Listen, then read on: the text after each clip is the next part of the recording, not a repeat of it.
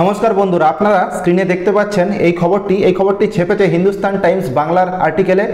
এবং এখান থেকে আপনারা বুঝতেই পাচ্ছেন পশ্চিমবঙ্গে লটারি ব্যবসা কোন লেভেল অবধি পৌঁছে গেছে এবং লটারির ব্যবসা করার ফলে পশ্চিমবঙ্গের যে সমাজ ব্যবস্থায় কী ছাপ ফেলেছে।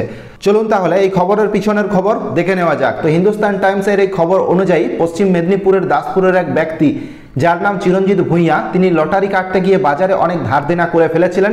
সেই ধারের টাকা নির্দিষ্ট সময়ে যারা দিয়েছিল তারা ফেরত না পাওয়ার জন্য তারা তার বাড়িতে আসা যাওয়া শুরু করে। এবং এই চিরঞ্জিত ভূঁইয়ার বাবা সুদাম ভূঁইয়া, যার বয়স 57 বছর মেনশন করা আছে, তিনি তার ছেলেকে বলেন তাদের টাকাটা ফেরত দিয়ে দিতে। আর এই ধারের টাকা ফেরত দিতে বলায় ছেলের হাতে খুন হতে হলো তার বাবাকে। 12 জুলাই একটি পুকুর থেকে রক্তাক্ত অবস্থায় সুদাম ভূঁইয়াকে উদ্ধার করেছিল স্থানীয় বাসিন্দারা এবং কয়েকদিন চিকিৎসার পর তার মৃত্যু হয়। বিভিন্ন সূত্র থেকে জানা যাচ্ছে চিরঞ্জিতের লটারি কাটার নেশা ছিল এবং লটারি কাটার জন্য বাজার থেকে প্রচুর টাকা সে ধার করেছিল। সেই ধারের টাকা শোধ করতে না পারার জন্য তিনি অন্য রাজ্যে পরিযায়ী শ্রমিক হয়ে কাজ করতে চলে যান। এই সময়ে পাওনাদাররা চিরঞ্জিতকে না পেয়ে তার বাড়িতে তার বাবাকে চাপ দিতে থাকে। কিছুদিন পর চিরঞ্জিতকে তার বাবা বাড়িতে নিয়ে আসে এবং টাকাগুলো ফেরত দেওয়ার জন্য তাকে বলেন। সেই কারণেই বাবা ছেলের মধ্যে বিবাদের সূত্রপাত হয় এবং যার জেরে খুন হতে হলো বাবাকে, অর্থাৎ সুদাম ভূঁইয়াকে।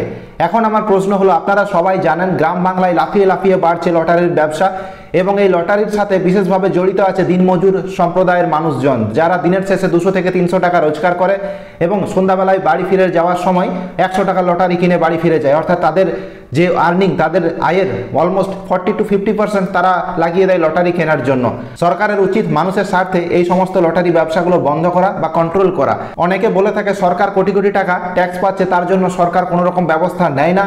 তো লক্ষ লক্ষ মানুষকে সর্বশান্ত হতে হচ্ছে এই লটারি ব্যবসার জন্য। আপনারা যদি গ্রাম বাংলায় আসেন তাহলে দেখবেন 6 থেকে 7 কি 8 বছর আগে এই ধরনের কোনো কালচার বাংলাতে ছিল না। ছোটোখাটো লটারি চলতো এবং সেটাও প্রত্যেক দিন চলতো না। লটারি ব্যবসাটি গজিয়ে উঠেছে 5 থেকে 7 বছর গ্রাম বাংলায়। বিশেষ করে দিনমজুর সম্প্রদায়ের যারা, তারা লটারি কেটে কেউ ধার করে ফেলছেন, কেউ ঘর বাড়ি বিক্রি করে ফেলছেন এবং কারো সংসারে ঝামেলা তৈরি হচ্ছে লটারি কাটার জন্য। তাই আমার ব্যক্তিগত মতামত, সরকারের উচিত ব্যবস্থা নেওয়া। এই ধরনের লটারিগুলো যেগুলো দৈনন্দিন জীবনে মানুষকে ক্ষতি করছে সেগুলোকে বন্ধ করা উচিত। তাই আপনাদের মূল্যবান মতামত অতি অবশ্যই কমেন্ট সেকশনে লিখে জানাবেন। ভিডিওটি দেখার জন্য অসংখ্য ধন্যবাদ।